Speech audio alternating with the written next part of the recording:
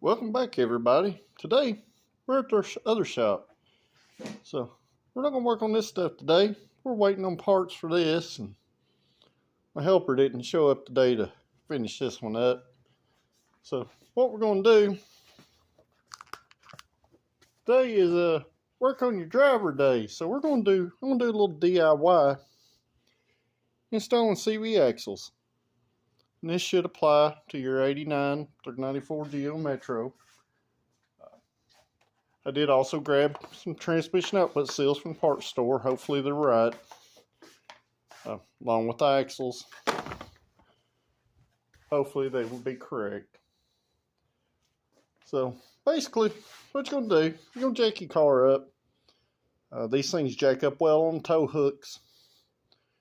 You're going to remove your 4 17mm lug nuts here. And I'm going to get that off and I'll be right back.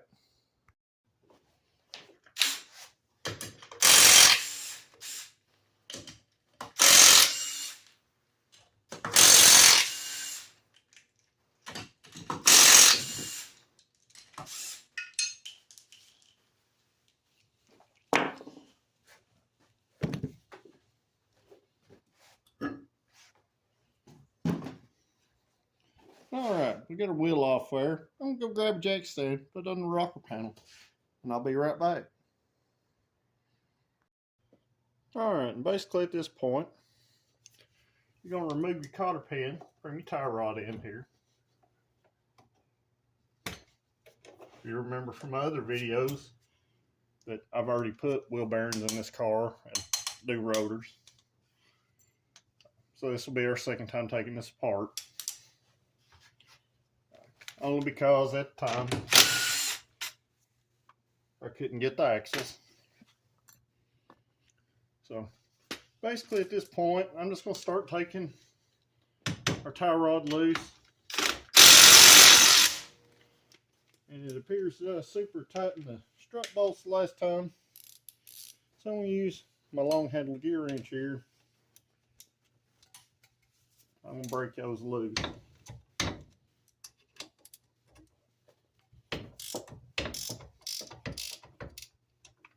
I'm not going to slide these bolts out yet. I'm going to get our axle nut off.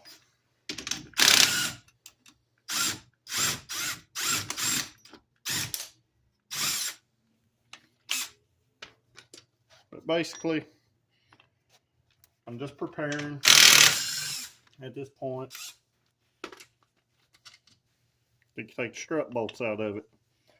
Now, I'm going to get this socket out of my toolbox up here. And I'll be right back. We'll take this axle nut off. And basically, you're going to get to this point. Technically, if you don't have a metric equivalent to this axle nut,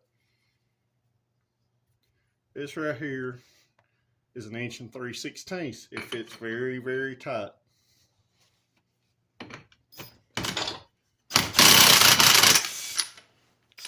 You're going to take your axle nut loose. There, and because I greased this before, it moves very easy. And at this point, we're ready to pull our strut mount bolts out.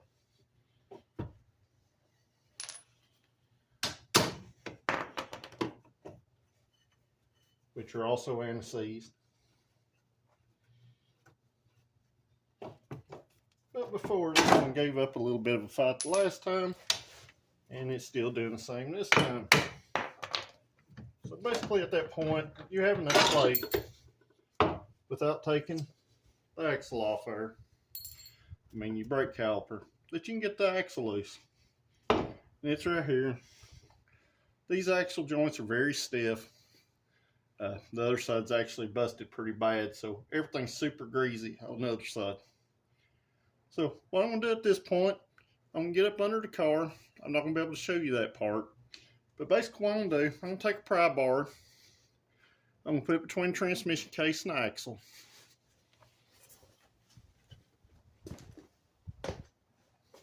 Right here. On this little bell. I'm going to shock it And once you shock it, it should pop free fairly easily.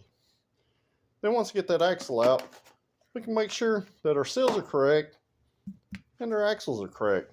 So I'm going to get busy doing that, and I'll be right back. And basically, when you're replacing a CV axle, you always want to have your new one beside it. You want to compare your spline counts. You want to compare any steps that you have between your old and your new. You want to compare the shaft length and also the shape of your front bell. Up here, I'd already took off this dust shield off this old axle. It was messed up pretty bad. But so far, it looks identical. Shouldn't be no issues. This will be our driver's side axle. And my transmission down there, because I've just recently changed transmission fluid, I'm not going to drain it. I'm letting it drain into a clean pan. Versus the GL 4-year-old that they usually take, I run a 5W40 European blend synthetic oil in it. Shifts a little better that way. So I'm going to let it sit there and drip for a few minutes, and then I'll be back. And then I'll show you how to pop the axle seal out of it down there. And basically at this point, I've got y'all set up here on top of the battery, looking down at the driver's side of our transmission. You can see our seal down there. What I'm going to do, I'm going to get under the car here with a seal puller. This one's made by Blue Point. Had it a very long time. You can buy a seal puller like this at your local Harbor Freight. But basically what I'm going to do, I'm going to get in there, and this hook's behind the seal. The arm's used as leverage, and you should be able to see when I go in here. But I'm going to get down here. I can show you.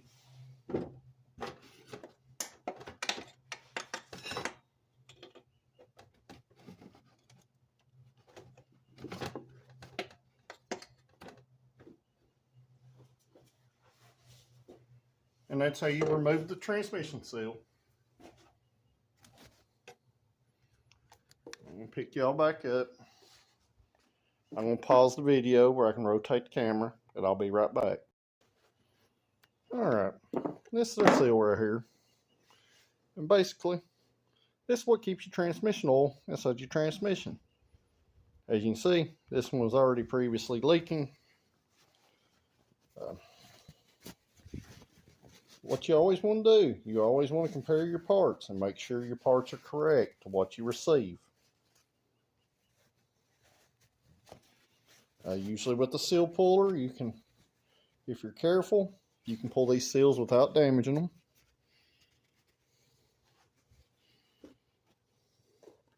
Too bad, this seal already had a dent in it.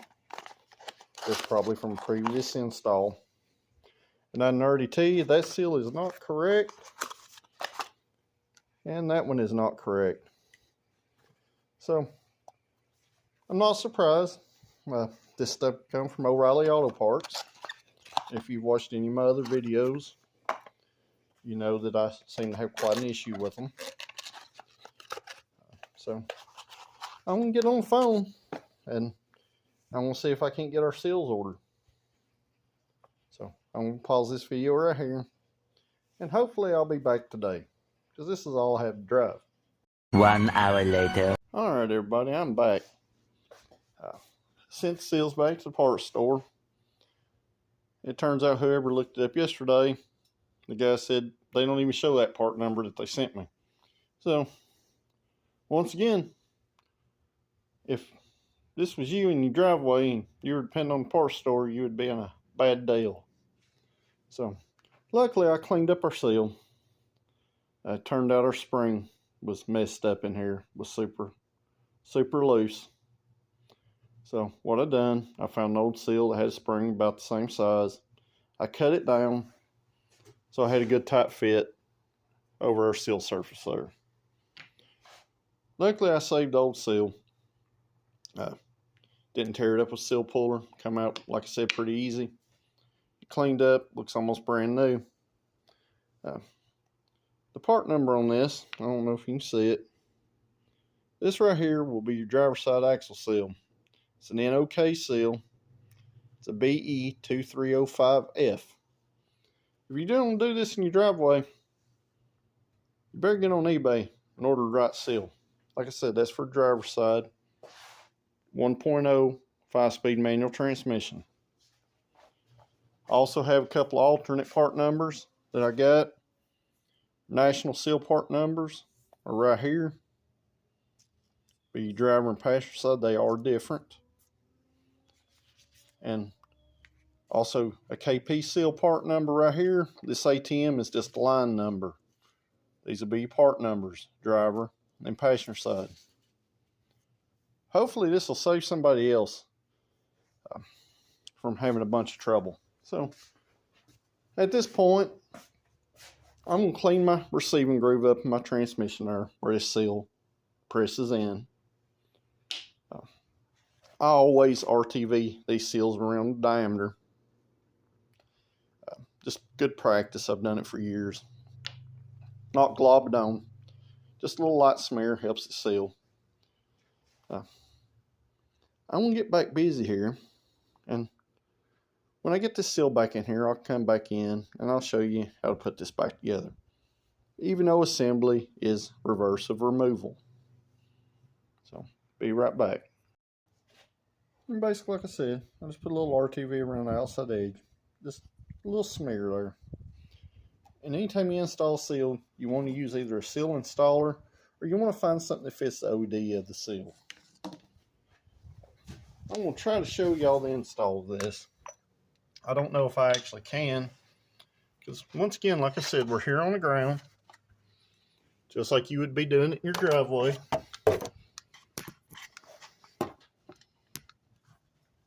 So we don't have a whole lot of light. And basically I'm coming in here through the wheel well. Where your axle protrudes. But you always want to wipe out the receiver where the seal presses in real well. And then you can go in here with your seal. And sometimes on these smaller seals, if you're lucky, you can kind of push them in with your hand. A lot of your German cars are like this. They don't have a super tight press fit. Sometimes you get lucky, and RTV does help. And there's our seal back installed. With a new seal, you may have to, like I said, find a socket that fits the OD of your seal and press it in with a hammer or a seal installer. But basically, there's our axle seal installed. And at this point,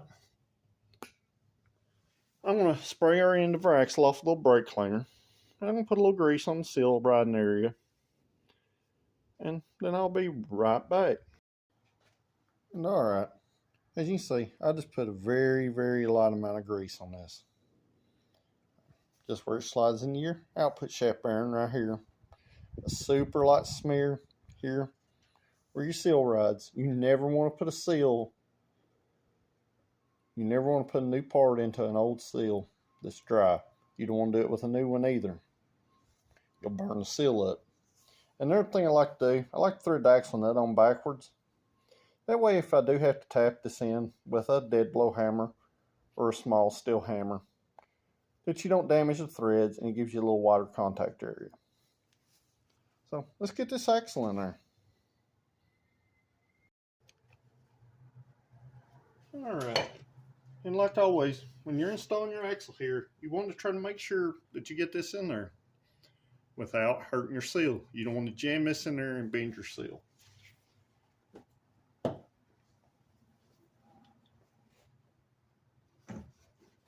If you remember what I just said about the seals being almost impossible to get from your local parts store.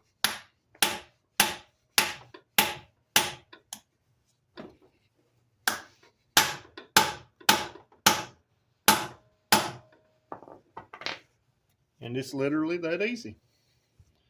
So now, I'm going to go up on here. I'm just going to make 100% sure our seal's still in its proper position and our axle is fully seated. If not, I'll take another small hammer and I will lightly tap it, holding pressure in on the joint. So let me check it real quick and I'll be right back. Alright, at this point, you can see down there, you can see our new drive axle is fully seated. So now, basically, you're just going to reverse your installation here. You're going to start by getting your axle into your spindle.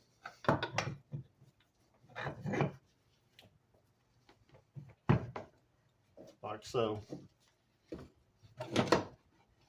Then you're going to work. And your next thing go in will be your strut bolts. You'll have to pull up on your spindle here. Get your strut bolts in.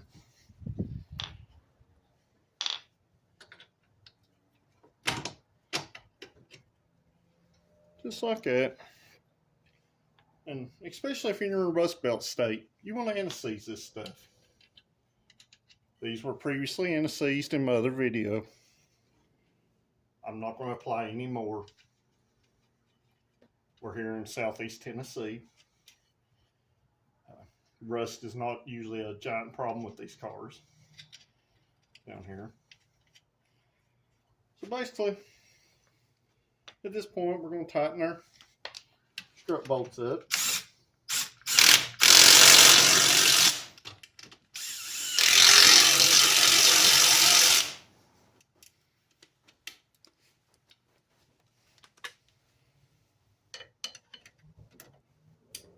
I'm just going to give them a little extra pull with my little gear wrench here, just because it's super long.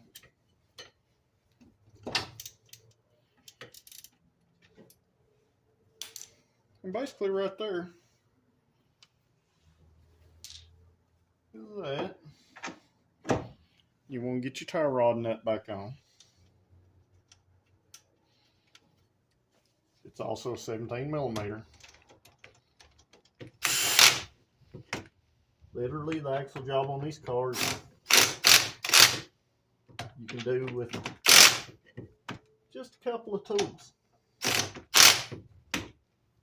The biggest thing being your axle nut socket. So I'm going to grab a new cotter pin for our tie rod end right here. It's super important to always replace those.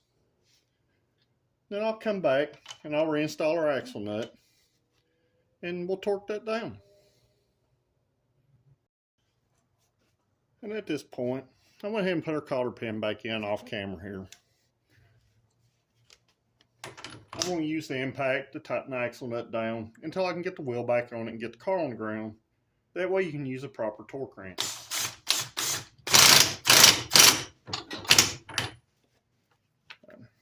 Another thing to note, our new axle nut is a lot smaller than our old one. So I'm going to figure out what size this one is for these GSP axles, and I'll come back and let you know. Alright everybody, this axle nut is should be like a 28mm. 1 1/16 standard socket fits it, so that is what I'm going to use. It fits fairly snug, that it's not going to strip thread. I was going to give it a couple little love taps right there. Just hold the bearing together. That way I can set the weight of the car on there. If you're doing just one side axle, at this point is where you would top your transmission off while the side of the car is jacked up, especially the driver's side. Since I'm doing both axle seals, well, not doing both axle seals because we can't get those today. But since I'm replacing both drive axles, because I needed the old ones for Project Phoenix and this car needed axles, I'm going to go ahead and do the other side, and we'll fill our transmission from under the hood instead of from under the car. So give me just a few, we'll switch sides, and I'll be right back. Alright, I'm not going to be able to upload a super long video So I'm going to have to cut this side short. I'm going to have to do it by myself and not bring y'all along for the ride. But basically, your passenger side is just like doing the driver's side. It's going to come apart in the same way. And I'll come back here in a few minutes and I'll drop the factory seal part number on the passenger side. But this right here is why we were changing this axle. You see it's split right here, and we're slinging grease everywhere. So I'm going to get busy, and I'll be back here in just a few minutes, and I'll give you an updated number. This side's just like taking the other side apart. So be right back. And at this point, I went ahead and filled our transmission back up. You can access the fuel plug from under the hood with a funnel with a piece of hose. So I filled my transmission back up. I have our parking brake set. And now we'll work on getting our wheels torqued and our axle nuts. The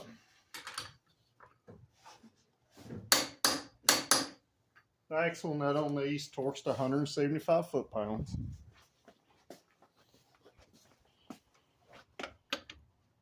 And the wheel bolts I usually torque about 45 foot-pounds, just because these are a 10mm stud and the lug nuts are super soft. But for a do-it-yourself video, y'all should have a good hold of what you need to do. I'm going to call this a video. Make sure you check out my other Geo Metro DIY videos. And check out Project Phoenix also. I'm building one of these with a mid-engine Pontiac 3800 that's turbocharged. So make sure you check it out. And we'll see you tomorrow.